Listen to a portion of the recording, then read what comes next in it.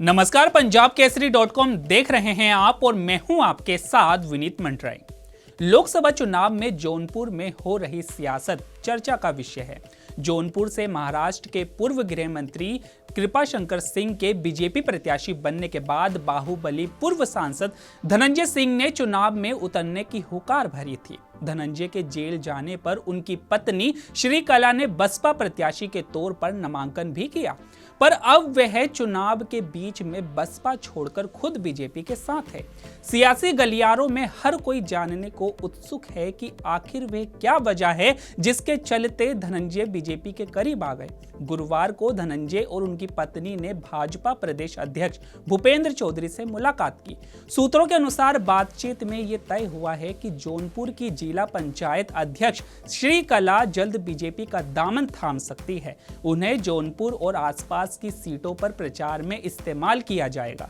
श्रीकला ने हाल ही में केंद्रीय गृह मंत्री अमित शाह से भी मुलाकात की थी। हालांकि अभी तक धनंजय और उनकी पत्नी ने आधिकारिक रूप से बीजेपी ज्वाइन नहीं की है।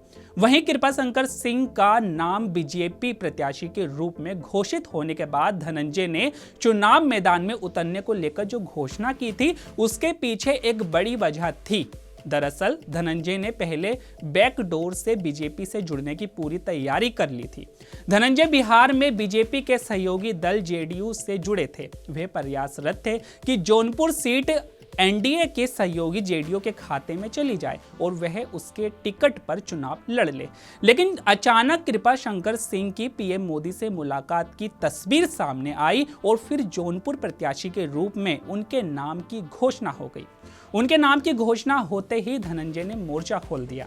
बार बार सोशल मीडिया पोस्ट के जरिए धनंजय और उनके समर्थक चुनाव मैदान में उतरने की ताल ठोकने लगे। इससे पहले विधानसभा चुनाव के वक्त भी धनंजय ने निषाद पार्टी के अध्यक्ष संजय निषाद के जरिए चुनाव लड़ने की कोशिश की थी।